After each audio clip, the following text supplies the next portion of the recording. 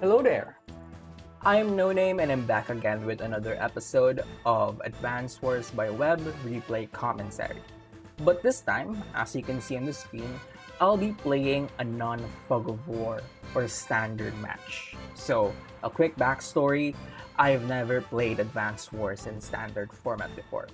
I purely play Fog of War because I think between the two modes, Fog is more fun. I like the unpredictability of it, I like the mind games, the strategizing with the limited information that you have, those kind of stuff. My closest experience with playing standard format was when I used to play War Groove competitively. There's actually a replay commentary of one of my games at the Groove of War channel. You can check it out and watch how badly I got beat. Long story short, I sucked at it. But now, after playing Advanced Wars by Web for a couple of months, I think my strategy brain has evolved. So, I created another alt account that I'll mainly use for standard Global League matches. Since I wasn't sure if in Global Leagues you would be matched based on your overall MMR or your mode specific MMR. Anyway, the match I'm about to show you is my second ever standard match. I was supposed to show my first ever standard match, however, my opponent in that match resigned before any of the juicy fights started, so I think this is a better showcase. I mean, I roughly played it around the same time, so there's really not much difference. I haven't improved that much yet. Anyway, so both my opponent and I are playing Adder. He's probably the most straightforward CO out there. He has no day-to-day power, his normal power Sideslip gives you +1 movement, while his superpower Sidewinder gives you +2 movement. A little bit underwhelming if you think about it, but what makes Adder really good is how cheap his normal power is. At a measly 2 stars, you can basically pop it every other turn once the fighting starts. In this match, you'll see how much of a difference a simple +1 movement can do to great effect. The map we're playing is called Unfathomed Force. This is my first time playing the map, so I have no idea what the meta here is. All I can see is that there are only 2 bases and 2 airports. There's also a very limited number of cities for both players. I think both players can have 14k income if they're tied in property. So you'll have to rely a lot on cheap units, particularly tanks and battlecopters, to win you the game. Since it's a small economy map, it's much more important to secure caps and deny your opponent income, because the slightest difference can mean being able to afford 2 tanks per turn instead of 1. So with that out of the way, let's go to the match. Alright, so I'm playing Orange Star and my opponent's playing Black Moon, or is it Black Moon? I forgot. Black Comet, or I don't know. Anyway, not the point. My opponent's this player here. I'm this one. Okay, anyway, let's start. Okay, so alright, so yeah, normal capture phase really. I opted to capture the closest properties or the properties that I can immediately capture. My opponent tries to go forward with this with initial infantry that they've got. So that's the first difference there. Let's see if that makes any difference. And then he decides to capture this airport. I'm assuming airport and chain to the comp tower. Although I'm not sure if this is the most optimal move because I think he missed a chain here. Like chain this city, and this city. I think that's the better capture chains compared to airport to comp tower. So on my turn, what do? Yeah, capture both cities and then I send this infantry to capture or to start the capture chain that I've mentioned here. This, and this. And then yeah, just infantry. Nothing special yet. No one's opening up a tank yet. We're just both focusing on making sure that our economy is as big as we can make it get. And then yeah, just positioning our infantry. Nothing interesting here yet. Let's zoom through this until we start to see another interesting stuff. Oh yeah, here's an interesting stuff. So notice after capturing this airport, he didn't capture the comp tower. That's what when I was playing this, that's what I expected him to do, like airport then comp tower, but instead he opts to cancel the chain and then go for this property, which for me is a little bit inefficient because you already have this infantry that's going to cap this property anyway. And since you already committed the airport to comm tower chain, you might as well go through with it and capture the comm tower. Because right now, if say this infantry captures this city, this infantry now has nowhere to go. Like, I guess it could capture this property, but there's already an infantry waiting to cap. You can send it down south, I guess, to capture the middle properties. But yeah, I don't know about that. Let's see. So, oh yeah, also he built a tank. So right now he's already opening up the vehicle aggression. So I start to capture the comm tower. I position my infantry to to be more flexible if this infantry can capture this city or this comm tower, depending on how the match or how he moves his tank basically. Because right now I'm reacting basically on where this tank is gonna go. I mean, that's the beauty with standard matches, is you know exactly where opponents are, so you can plan it. So since he built his tank, I'm assuming he's gonna send it to the southern side. I built a tank to basically counter that tank, or to make sure that I have something to defend when this tank comes harassing my infantry. So day 5, yeah, normal capping phase. So yeah, as you can see, look, this infantry kind of has nowhere to go. Like, it can go south to capture these properties, I guess. But the thing is, my tank's gonna be in range to threaten this middle to threaten this middle not infantry, to threaten this middle properties if he tries to cap it. So yeah, so there you go. Yeah, just place my tank here. So if he tries to cap this, it's gonna take him 2 turns. I'll already be able to put some pressure in the middle city, so he won't be able to capture that. Not as easily as he could have. So yep, proceeding with my chain, and then I opted to capture the comm tower because I noticed that our tank's already quite close by, so I'm quite certain engagements are gonna start next turn. So I captured the comm tower just to give me that 10% extra power boost. So yeah, place my infantry here to be flexible if I could capture either of these center properties here.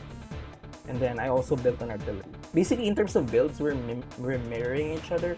I guess his approach is more split. He's building a tank on the southern side and then building a lone artillery on the northern base, which he'll set, I guess, to the side. Let's see if that ends up working out. Day 6. So starts capturing his properties.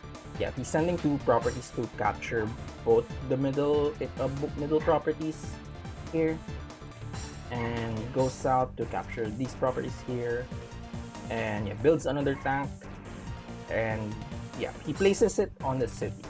I guess the reason why he places it on the city, because if you're playing or rather on an even tank versus tank engagement, if I first strike your tank on a city, it's still pretty much an even engagement. But the thing is, I'm about to have a comm tower and notice the positioning of this airport. So let's move that. So I captured this city, even though it's gonna get interrupted by this one. And yeah, position this infantry to cap this city next turn if needed. And then yeah, just positioning my infantry, and I position my artillery here, not really to defend anything, because like, yeah, not much going on there. And I place the infantry here to capture this next turn, or to interrupt this if ever he tries to cap. And then I attack his tank. So as you can see, it's not a very good engagement on my part. 6 to 7, that can, it's not good basically. So, but the reason why I took that is because I can build a battle copter here, and already it defends the tank. So this tank, if he tries to continue the engagement, it's gonna die. So yeah, again, I just built 2 infantries, and then yeah, he chooses to he chooses to continue the engagement. So now this tank's dead. And yeah, he builds an anti-air as a response to my battlecopter, and yeah, moves the infantry to cap this, and then yeah, just moves this to attack. It's really, good for him. And yeah, just interrupting my caps basically. Pretty sure someone was in range to cap this property. I don't know why he didn't cap it, but yeah, whatever. And yeah, just like that, as predicted, boom.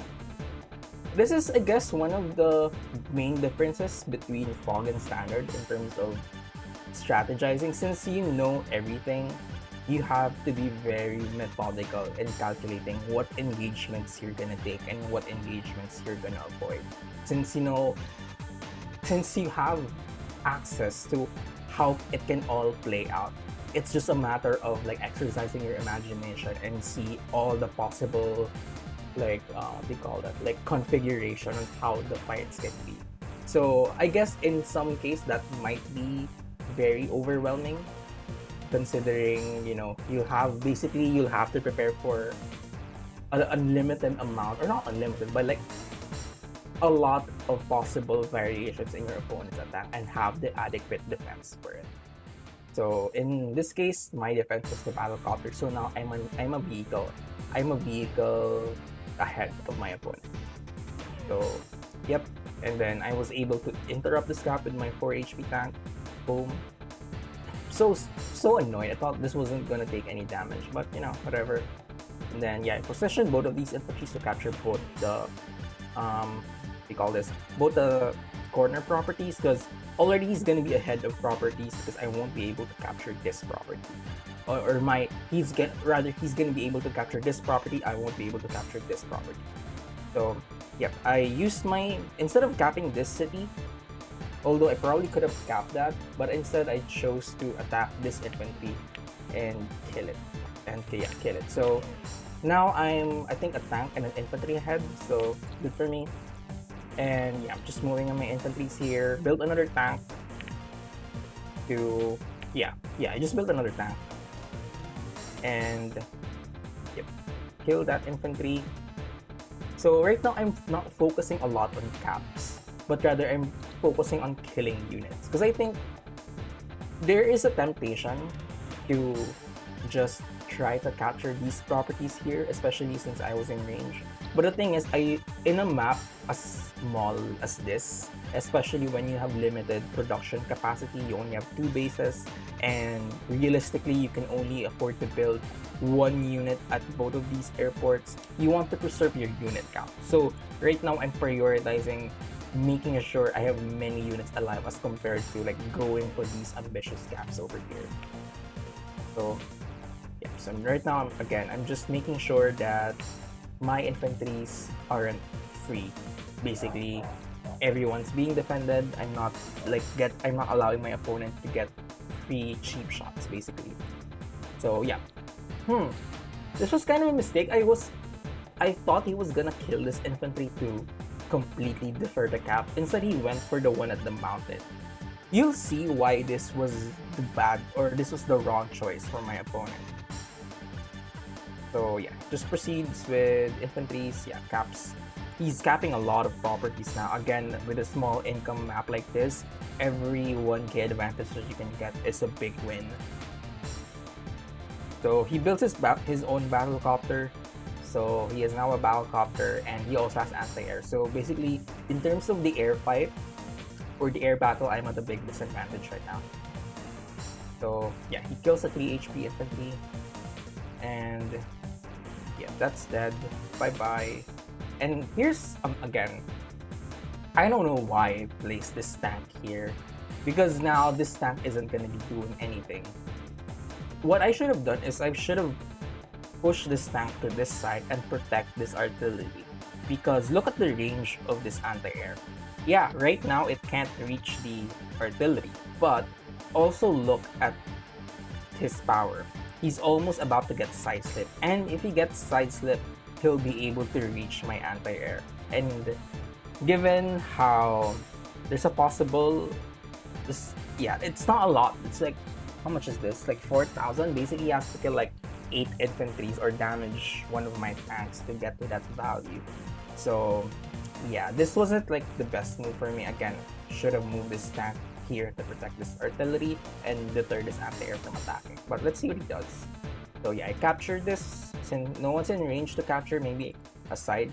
yeah, the only thing that could interrupt this cap is the battle copter with side slip. You'll be able to interrupt this cap here. But yeah, I cap this. Again, the only thing that can interrupt this is the anti-air, but I have artillery, unless of course he pops his power, and then he can side slip and attack the infantry from here. Basically, my artillery can't touch it. He also has the battlecopter here, so he can choose to shift his battlecopter down and interrupt this cap. So again, with the fog with standard, you can see all of the possibilities. You just have to really, I don't know, be imaginative and know what move your opponent is gonna make. So yeah, I tried to kill the capping infantry, but unfortunately, I got, I don't know, like a bad luck roll. I didn't kill this infantry, so that kind of sucked. And yeah, just kept moving my infantry here. Here's the reason why he should have just killed this infantry, because since he didn't kill it, he decided to damage the one on the mountain. I just joined cap, and now there's nothing he could do to interrupt this cap. I guess he can attack it with the artillery, but I already thought about that, and I just damaged this artillery with my tank, and then sacrificing this cap to just damage the artillery. So now, even with the artillery fire, it's not gonna bring it down to 3 HP, which is what he needs. I guess he can if the battlecopter with side slip decides to fly over here and land on this mountain and attack this infantry. But again, with standard, you kind of predict what the possibilities are, so you're in a very good position to prepare for them. So how do I prepare for that attack? So I build a battlecopter here. For one, it's gonna interrupt if this battlecopter tries to interrupt this cap. This battlecopter with side slip, since I'm almost near my power as well, this battlecopter can retaliate this battlecopter that tries to interrupt this cap. So for this cap to be interrupted, it's no longer viable for him. Now, he only has these two options. So what I do with the other battlecopter, there, I place the battlecopter in range of this infantry, or in this infantry and this tank, as well as this infantry with side slip. But the reason why this one is free, because as you can see, the tank here is misplaced. Imagine if I had placed my tank here. Then, if he attacks with the copter and then tries to zone out my copter with his anti-air, I can freely attack his anti-air with my tank, and I can attack his battlecopter with my battlecopter. Therefore, my battlecopter is just free to do whatever it likes. And I can also, I don't know, safeguard his artillery somewhere where, you know, it can keep shooting. So that's another thing with standard that isn't necessarily true with fog, is that when you notice that when your opponent makes a mistake, you have to capitalize on it. Punish them hard for making a mistake. Because in fog, you can't really do the same. Because if your opponent makes a mistake that you don't see, you can't tell whether or not they're purposely letting you see one unit at the edge of your vision only for it to end up becoming bait because there's like an entire army behind it. Or, you know, if you don't see it, yeah, it's a lot easier to recover from a setback if you're playing in fog. In standard, you can expect your opponent, or at least your opponent should capitalize on every mistake that you do here. So let's see if my opponent is able to capitalize on my tank here that is out of position. So next turn, day 9. So yeah, again, look at this. I can still cap this even with this artillery fire. So this property secured unless he pops side slip and choose to attack this infantry here. And yeah, just keeps attacking units, and yeah, attacks this infantry on the road and then side slip. Let's see what he does. Right now, this battlecopter has 3 options. Either attack this, attack this, attack this. Again, the best option is probably attack this because, well, I don't have a tank to scare away the anti-air. So, you know, let's see. He really does. Yeah, he tries to cap this property. Okay. And yeah, he hits this infantry. And okay, he decides to attack this this what do you call this infantry here. So yeah, that's probably like the best option that he could have had given the situation. So interrupts the cap, and here's the mind-boggling part. This look at this anti-air. I guess it can't finish. Not really, because look at that. With side slip, my opponent can move his anti-air here. He can either kill the infantry or damage the artillery. But again, he decided not to. And this was really a crucial mistake, which again, every mistake that you see from your opponent, you need to capitalize on it. So yeah, he keeps building battle copters here. And yeah, let's see what I do. So I'm almost at my side slip as well, so I just kill units to get charge. Yep, cap those properties. Yeah, just you know, getting my side slip mileage. So I finally get the side slip and +1 movement. Now this battle copter can reach this city, and boom, then I'm able to capture this city. And yeah, moving that, and then I hit this infantry, but more so just to block this infantry, make sure that I cap it next turn.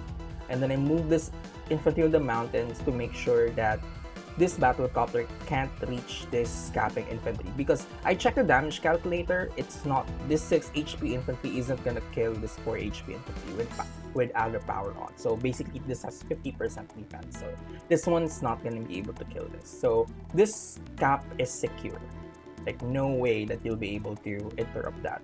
But again, thanks to Adder side slip, I was able to kill this artillery. So bam, now it's really completely it's completely secure. Like there's no way you could interrupt this cap anymore. Because with the artillery present, he could have killed this mag, and then the battle copter can interrupt this. But with the artillery dead, this one's not secure. Okay. Next. Now because of that, because he wasn't able to take damage to my artillery, I was able to defend, or I was able to guard my artillery by surrounding it with infantry. Because if he had attacked my my artillery, I might have placed it in the city, and I think if it were in the city, it would have been dead thanks to this tank. So yeah, again, it's just capitalizing on the mistakes. Now this artillery is still at full force, and it can still effectively zone up units in the future. So yeah, again, backing out my units, making sure that I preserve that unit count. I already accepted that both of these infantries are gonna die, but you know, whatever, that's fine. That's the cost of war. Day 10, yeah, okay, he didn't cap the city. He tried to kill the infantry in the mountain, but failed miserably. So now, not only did he waste like 2 turns of infantry movements, he also has to commit this anti-air to kill a measly 3 unit, or the 3 HP infantry.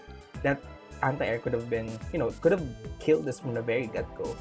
And yeah, so now this 1 HP infantry is still alive, and he had to commit like a battle copter to kill it. Yeah, he moves the battle copter, he kills it. Yeah, both of these infantries could have died with just an anti-air and then a couple of infantries to kill this, but because of some inefficiency on my opponent's part, he had to dedicate this battle copter. But you know, that's fine. So what's next? Okay, so where this anchor? So it's kind of weird. Chose to kill this infantry. If I were him, I would have probably just attacked this battle copter or this tank here instead of the infantry. But whatever. Again, capitalize on your opponent's mistake because he didn't kill the tank. Because the thing is, he can pop out battle copters every turn. My airport is kind of far, so if I choose to attack this battle copter, I'm gonna lose because I won't be able to send reinforcement as fast as he could. So again, just capitalize on the mistakes really. So considering this tank is still at full HP, I decided, okay, since you didn't take your free shot, I'm gonna retreat this tank. But before that, notice how I chose to attack this battle copter, even though there's an anti-air here.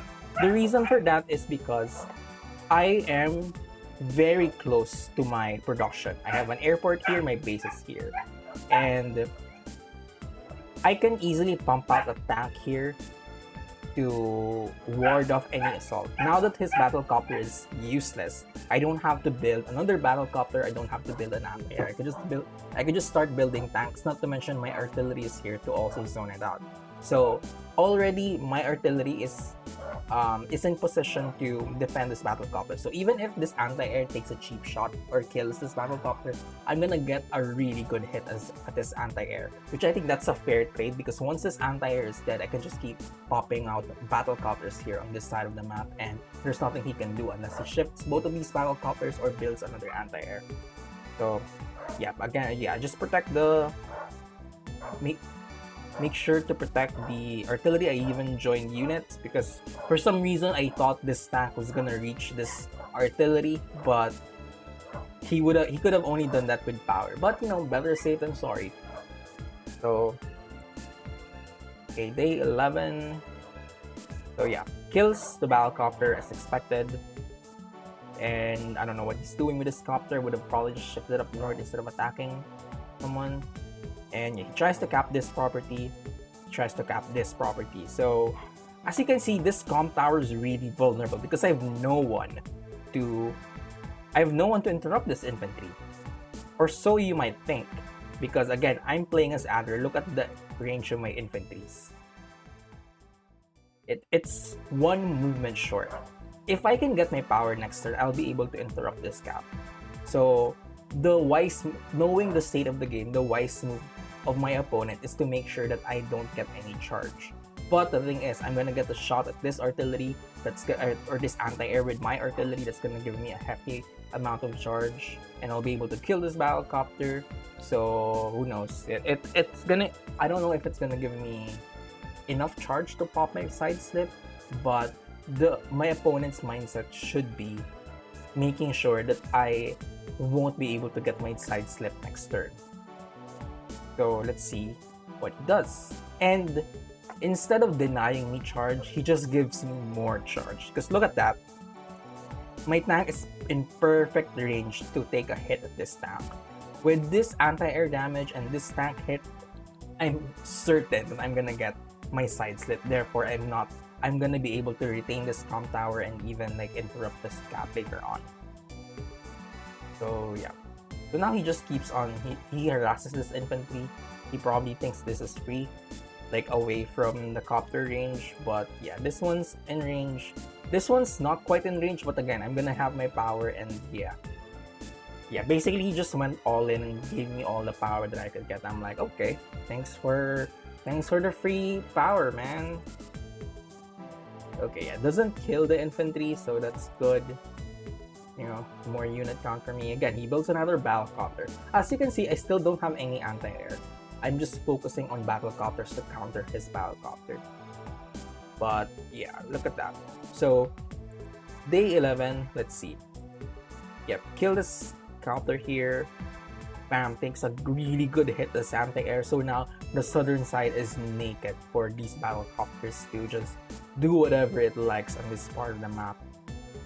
But I opted not to do that. I got this, I hit the tank, got the free charge, and was able to pop my power. And because I was able to pop my power, I was able to interrupt this comp tower. Bam, bam, even take a shot at this.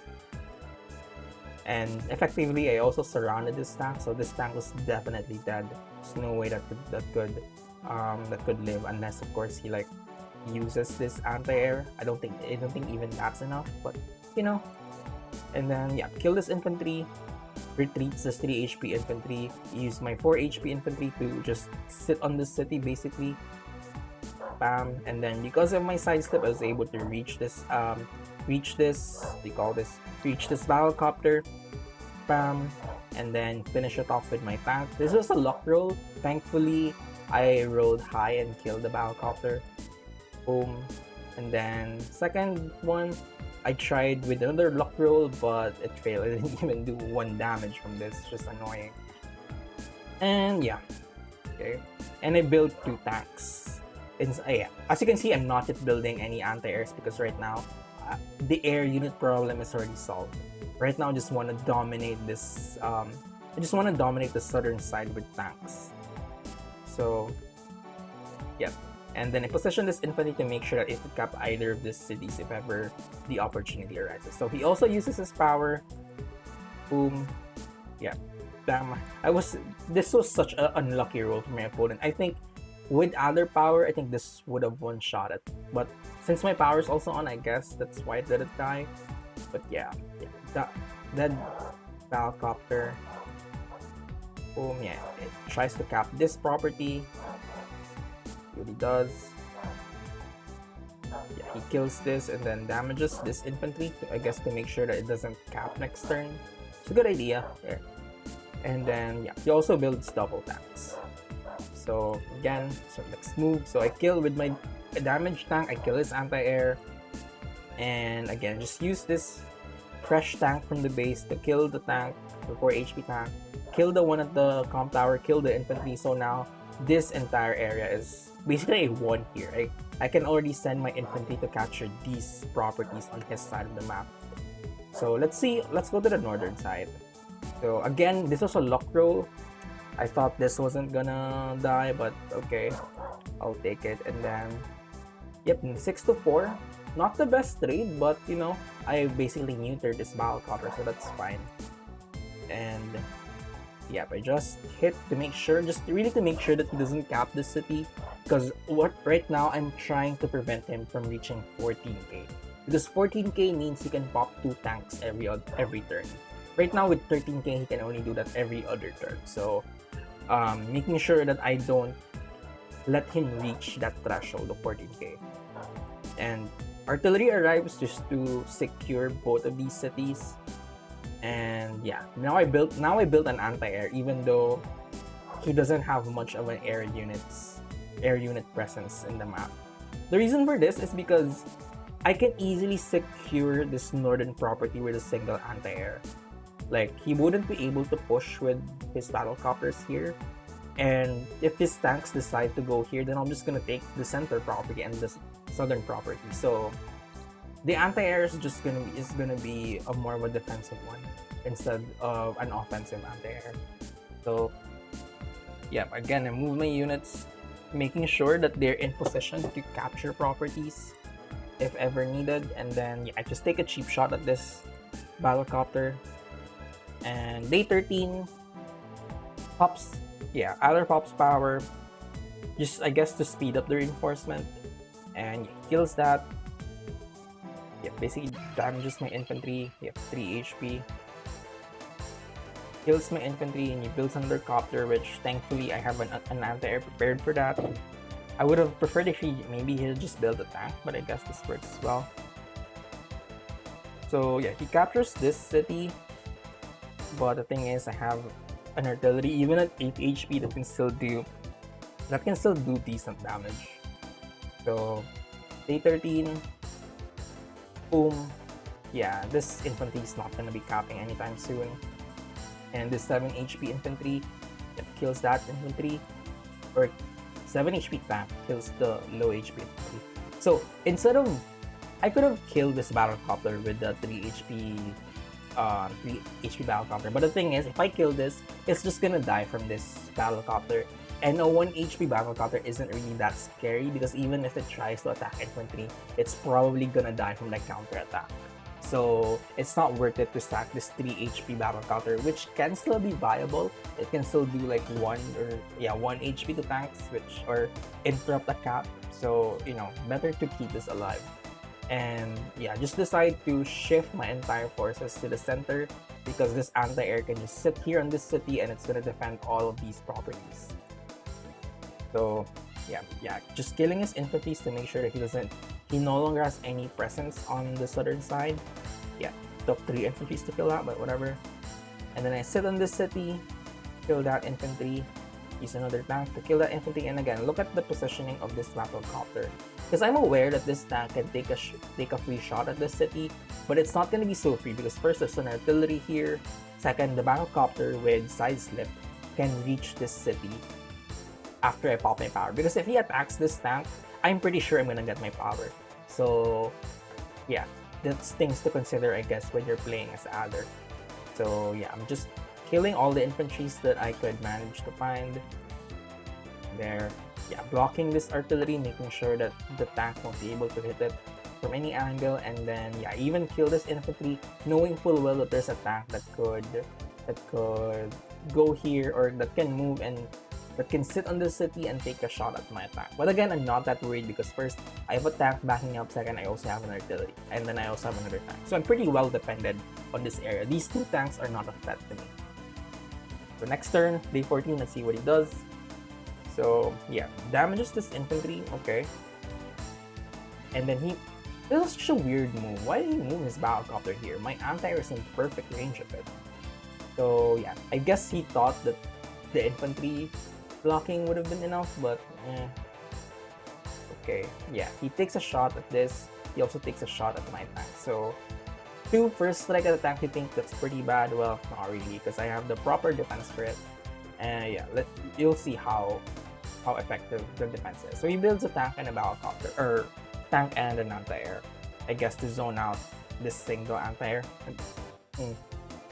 Not very fond of that, but I guess he needs some air defense since this battle. He probably thinks his battlecopter is gonna die, so he needs something to counter this battlecopter. Anyway, yeah, I pop my power, so boom, that's dead. Artillery, yeah, just use my 4 HP infantry. Yeah, anti-air kills this battlecopter. Bye bye. And tank should have killed this tank. I don't know. I probably got a bad luck from that, but whatever. I have this 3 HP infantry just to finish this tank off. Boom.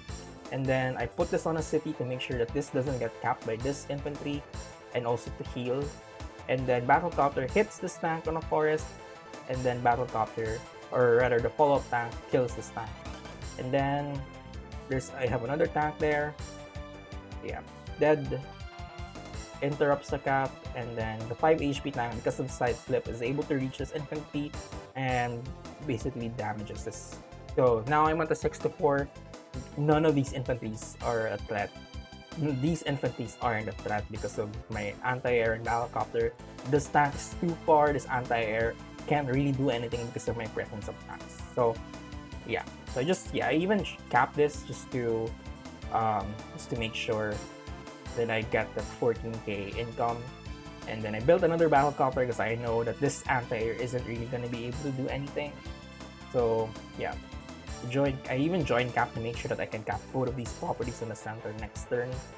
So yeah, so because of that, looking at the state of the board, look at their difference: 8 to 21, 19k to 71k. So he pops his power and then he resigns. So this is a fun match. Like, there's a difference between strategizing in fog and then in standard. Like with fog, the strategy is mostly trying to predict what your opponent is going to do. So you try to manage what kind of intel you have based on your vision, and then from the intel that you have, try to hypothesize what your opponent is going to do. With standard, since you have complete information, the game isn't trying to predict what your opponent is going to do, but making sure that you're able to pressure your opponent into doing something. Making sure that your opponent always has multiple options to choose from, and basically try to paralyze them with a ton of information. Like, that's the thing that you can take advantage with standard. Since all of the information is out there, just make sure you try to overload your opponent with all possible attacks. You saw it with my battlecopter strategy earlier where their battlecopter has 3 cities that they can attack. So from that standpoint, it's already kind of an information overload, which makes your opponent make less optimal decisions when you have lots of options to choose from. So that's one strategy, I guess. And then in standard, defending your units is really important. Like with fog, you can get away with it because your opponent is going to be more defensive rather than offensive. But with standard, since you know what attacks are coming, you can defend them as needed, where you should be able to predict how your opponents can attack and have the best defense for it. So making sure that they won't be able to have counter attacks to your units, or if your units get attacked by their tanks, making sure that, or if you say, for example, you first strike one of their tanks, making sure that they won't be able to fight back because either you have a battle copter that they don't have a response to, or you have an anti-air at the back, or not an anti-air, but an artillery at the back to defend your tank. So those are the key, I guess, main differences that I observed when I was playing standard. And another thing, like I mentioned a while ago, capitalizing on your opponent's mistakes. So, but before, of course, before you can capitalize on your opponent's mistake, you must be able to spot them. Once you spot their mistake, that's where you attack, and making sure that you're able to punish them as hard as you can. I think this is what my opponent lacked in this game, because I think I made a lot of crucial mistakes, particularly that mistake where I mispositioned my tank. If you were able to punish that, like he was able to interrupt the cap and damage my artillery, I think it would have been a better game for my opponent. But because the mistake went unpunished, I was still able to use my artillery, and I was, able to use it. I was able to make good use of it. I was able to shoot down his anti-air using that same artillery that he didn't damage. So again, making sure that you're able to capitalize on your opponent's mistake, very important in standard rank. So that's it for today's video. I really enjoyed the standard game. I'm probably going to play more standard matches just to get the hang of it. And yeah, if you're still here, I'm still accepting user submitted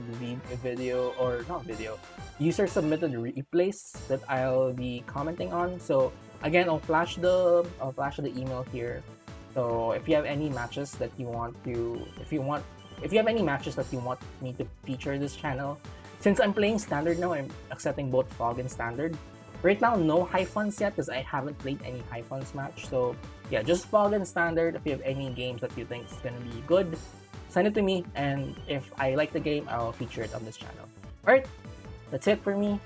Thanks so much for watching, and I will see you again next week. Goodbye!